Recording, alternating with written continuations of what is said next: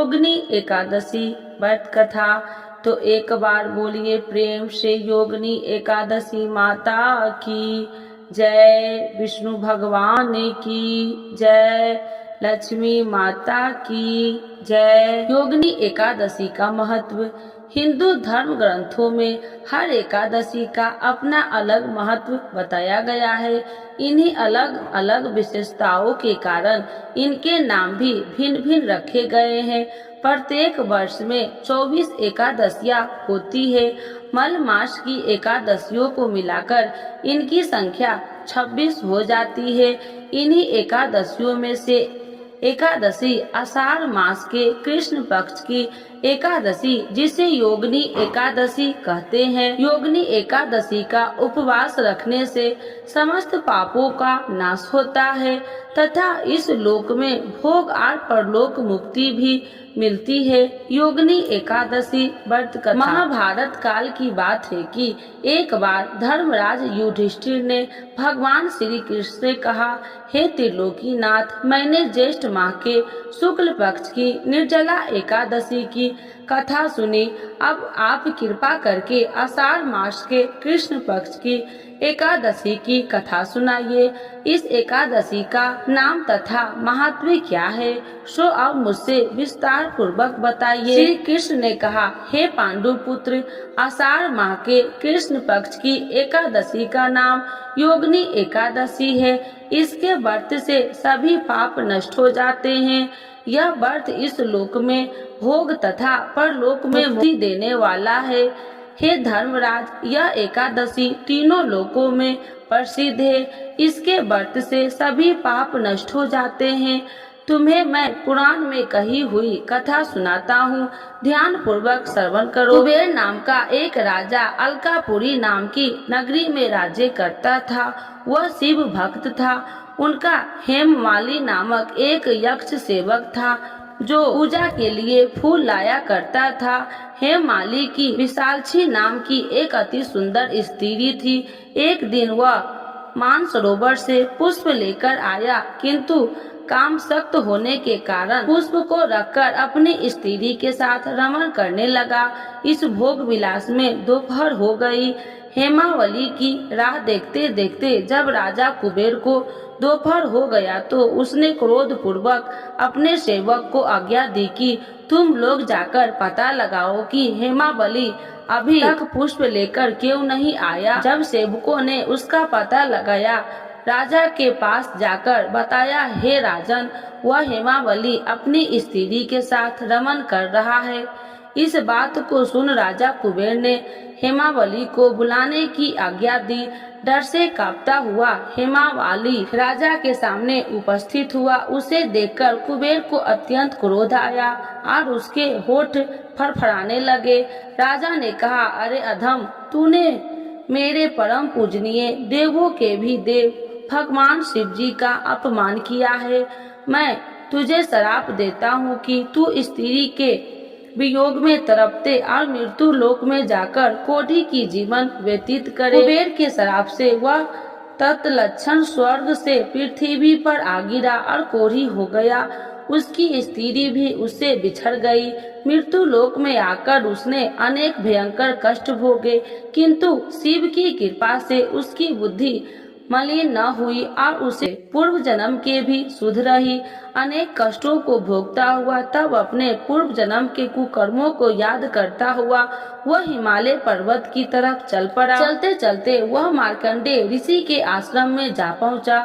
वहां ऋषि अत्यंत वृद्ध तपस्वी थे। वह दूसरे ब्रह्मा के समान प्रतीत हो रहे थे और उनका वह आश्रम ब्रह्मा की सभा के समान शोभा दे रहा था। ऋषि को देखकर हेमावली वहां गया और उन्हें प्रणाम करके उनके चरणों में गिर पड़ा। हेमावली को देखकर मार्कंडेय ऋषि ने, तूने कौन से निकृष्ट कर्म किए हैं जिससे तू कोढ़ी हुआ है और भयंकर कष्ट भोग रहा है। महर्षि की बात सुनकर हेमावली बोला, हे मुनि श्रेष्ठ, मैं राजा कुबेर का अनुचर था। मेरा नाम हेमावली है। मैं प्रतिदिन मानसरोवर से फूल लाकर शिव पूजा के समय कुबेर को दिया करता था। एक दिन पत्नी सहवास के सुख में फंस जाने के कारण मुझे समय का ज्ञान ही नहीं रहा और दोपहर तक पुष्प न पहुंचा सका। तब उन्होंने मुझे श्राप दिया कि तू अपनी स्त्री का वियोग और मृत्यु लोक में जाकर कोढ़ी बनकर दुख भोग। इसी कारण मैं कोढ़ी हो गया हूँ तथा पृथ्वी पर आकर भयंकर कष्ट भोग रहा हूँ। अतः कृपा करके आप कोई ऐसा उपाय बतलाइए जिससे मेरी मुक्ति हो। मार्कंडेय ऋषि ने कहा, हे हेमवाली, तूने मेरे सन्मुख सत्य वचन कहे हैं, इसीलिए मैं तेरे उद्धार के लिए एक व्रत बताता हूँ। यदि तू आषाढ़ माह के कृष्ण पक्ष की योगिनी नामक एकादशी का विधि पूर्वक व्रत करेगा तो तेरे सभी पाप नष्ट हो जाएंगे। महर्षि के वचन सुन हेमावाली अति प्रसन्न हुआ और अनेक वचनों के अनुसार योगिनी एकादशी का विधान पूर्वक व्रत करने लगा। इस व्रत के प्रभाव से अपने पुराण स्वरूप में आ गया और अपनी स्त्री के साथ सुख पूर्वक रहने लगा। भगवान श्री कृष्ण ने कहा, हे राजन, इस योगिनी एकादशी की कथा का फल 88,000 ब्राह्मणों को भोजन कराने के बराबर है।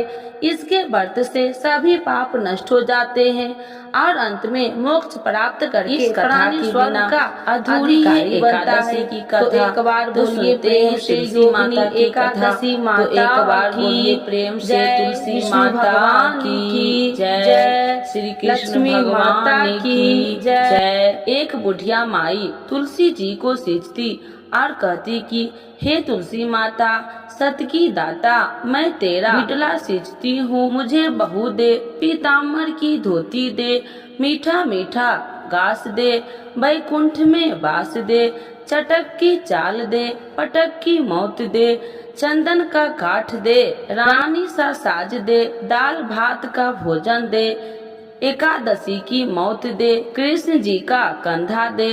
जब तुलसी माता यह बात सुनकर सूखने लगी तो भगवान ने पूछा कि हे तुलसी, तुम क्यों सूख रही हो? तुलसी माता ने कहा कि एक बुढ़िया रोज आती है और यही बात कह के जाती है, मैं सब बात तो पूरा कर दूंगी, लेकिन कृष्ण का कंधा कहाँ से लाऊंगी? तो भगवान बोले, जब वो मरेगी तो मैं अपने आप कंधा दे आऊंगा, तू बुढ़िया माई से कह देना। जब बुढ़िया माई मर गई, सब लोग आ गए। जब माई को ले जाने लगे तो वह किसी से न उठी। तब भगवान एक 12 बरस के बालक का रूप धारण करके आए। बालक ने कहा, मैं कान में एक बात कहूँगा तो बुढ़िया माई उठ जाएगी। बालक ने कान में कहा, बुढ़िया माई मन की निकाल ले, पीताम्बर की धोती ले, मीठा मीठा ग्रास ले, बैकुंठ का वास ले, चटक की चाल ले, पटक की मौत ले, कृष्ण जी का कंधा ले। यह सुनकर बुढ़िया माई हल्की हो गई। भगवान ने कंधा दिया और बुढ़िया माई को मुक्ति मिल गई। हे तुलसी माता, जैसे बुढ़िया माई को मुक्ति दी वैसे सबको देना। तो एक बार बोलिए प्रेम से तुलसी माता की जय, श्री कृष्ण भगवान की जय। एकादशी के दिन यह कथा जरूर सुने। एक लपसी था, एक तपसी था। तपसी हमेशा भगवान की तपस्या में लीन रहता था। लपसी रोजाना 1.25 सेर की लापसी बनाकर भगवान का भोग लगाकर जीम लेता था। एक दिन दोनों लड़ने लगे। तपसी बोला, मैं रोज भगवान की तपस्या करता हूँ, इसीलिए मैं बड़ा हूँ। लपसी बोला, मैं रोज भगवान को 1.25 सेर लपसी का भोग लगाता हूँ, इसीलिए मैं बड़ा हूँ। नारद जी वहाँ से गुजर रहे थे। दोनों को लड़ता देखकर उनसे पूछा कि तुम क्यों लड़ रहे हो?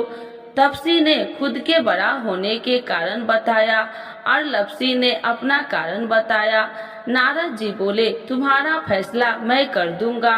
दूसरे दिन लपसी और तपसी नहाकर अपनी रोज की भक्ति करने आए तो नारद जी ने छुप कर 1.25 करोड़ की एक एक ऊँटी उन दोनों के आगे रख दी। तपसी की नजर जब ऊँटी पर पड़ी तो उसने चुपचाप ऊँटी उठाकर अपने नीचे दबा लिया। लपसी की नजर ऊँटी पर पड़ी, लेकिन उसने ध्यान नहीं दिया। भगवान का भोग लगाकर लपसी खाने लगा। नारद जी सामने आए तो दोनों ने पूछा कि कौन बड़ा है। तो नारद जी ने तपसी से खड़ा होने को कहा। वो खड़ा हुआ तो उसने नीचे दबी अंगूठी दिखाई पड़ी। नारद जी ने तपसी से कहा, तपस्या करने के बाद भी तुम्हारी चोरी करने की आदत नहीं गई, इसीलिए लपसी बड़ा है और तुम्हें तुम्हारी तपस्या का कोई फल भी नहीं मिलेगा। तपसी शर्मिंदा होकर माफी मांगने लगा। उसने नारद जी से पूछा, मुझे मेरी तपस्या का फल कैसे मिलेगा? नारद जी ने कहा, यदि कोई गाय और कुत्ते की रोटी नहीं बनाएगा तो फल तुझे मिलेगा। यदि कोई ब्राह्मण को भोजन करवाकर दक्षिणा नहीं देगा तो फल तुझे मिलेगा। यदि कोई साड़ी के साथ ब्लाउज नहीं देगा तो फल तुझे मिलेगा। यदि कोई दिए से दिया जलाएगा तो फल तुझे मिलेगा। यदि कोई सारी कहानी सुने लेकिन तुम्हारी कहानी नहीं सुनेगा तो फल तुझे मिलेगा। उसी दिन से हर व्रत कथा कहानी के साथ लपसी तपसी की कहानी भी सुनी और कही जाती है। तो एक बार बोलिए प्रेम से एकादशी माता की जय। योगिनी एकादशी माता की आरती। ओम जय एकादशी जय एकादशी जय एकादशी माता। विष्णु पूजा व्रत को धारण कर सकती मुक्ति पाता। ओम जय एकादशी जय एकादशी जय एकादशी माता। तेरे नाम गिनाओ देवी भक्ति प्रदान करनी। गण गौरन की देनी माता शास्त्रों में बरनी। तेरे नाम गिनाओ देवी भक्ति प्रदान करनी। गण गौरव की देनी माता शास्त्रों में बरनी। ओम जय एकादशी जय एकादशी जय एकादशी माता। मार्गशीर्ष के कृष्ण पक्ष की उत्पन्ना विश्वतारिणी जन्मी। शुक्ल पक्ष में होए मोक्षदा मुक्ति दाता बन आई। मार्गशीर्ष के कृष्ण पक्ष की उत्पन्ना विश्वतारिणी जन्मी। शुक्ल पक्ष में होए मोक्षदा मुक्तिदाता बन आई। ओम जय एकादशी जय एकादशी जय एकादशी माता। पौष के कृष्ण पक्ष की सफला नामक है। शुक्ल पक्ष में होए पुत्रदा आनंद अधिक रहे। पौष के कृष्ण पक्ष की सफला नामक है। शुक्ल पक्ष में होए पुत्रदा आनंद अधिक रहे। ओम जय एकादशी जय एकादशी जय एकादशी माता। नाम सटतीला माघ मास में कृष्ण पक्ष आवे। शुक्ल पक्ष में जया कहावे विजय सदा पावे। नाम सटतीला माघ मास में कृष्ण पक्ष आवे। शुक्ल पक्ष में जया कहावे विजय सदा पावे। ओम जय एकादशी जय एकादशी जय एकादशी माता। विजया फाल्गुन कृष्ण पक्ष में शुक्ला आम्ल की। पाप मोचनी कृष्ण पक्ष में चैत्र महाबली की। विजया फाल्गुन कृष्ण पक्ष में शुक्ला आम्ल की। पाप मोचनी कृष्ण पक्ष में चैत्र महाबली की। ओम जय एकादशी जय एकादशी जय एकादशी माता। चैत्र शुक्ल में नाम कामदा धन देने वाली। नाम बरुथनी कृष्ण पक्ष में वैशाख माह वाली। चैत्र शुक्ल में नाम कामदा धन देने वाली। नाम बरुथनी कृष्ण पक्ष में वैशाख माह वाली। ओम जय एकादशी जय एकादशी जय एकादशी माता। योगिनी नाम आषाढ़ मास में जाने कृष्ण पक्ष करनी। देव सयनी नाम कहावे शुक्ल पक्ष धरनी। योगिनी नाम आषाढ़ मास में जाने कृष्ण पक्ष करनी। देव सयनी नाम कहावे शुक्ल पक्ष धरनी। ओम जय एकादशी जय एकादशी जय एकादशी माता। आजा भाद्रपद कृष्ण पक्ष की परवर्तिनी शुक्ला, इंदिरा आश्विन कृष्ण पक्ष में वर्त से भव सागर निकला। आजा भाद्रपद कृष्ण पक्ष की परवर्तिनी शुक्ला, इंदिरा आश्विन कृष्ण पक्ष में वर्त से भव सागर निकला। ओम जय एकादशी जय एकादशी जय एकादशी माता, पाप कुशाह शुक्ल पक्ष में आप हरणहारी, रामा मास कार्तिक में आवे सुखदायक भारी। पाप कुशाह शुक्ल पक्ष में आप हरणहारी, रामा मास कार्तिक में आवे सुखदायक भारी। ओम जय एकादशी जय एकादशी जय एकादशी माता, देवे उठाने शुक्ल पक्ष की दुख नाशक मैया, पावन मास में करूं विनती पार करो नैया। देवी उठाने शुक्ल पक्ष की दुख नाशक मैया, पावन मास में करूं विनती पार करो नैया।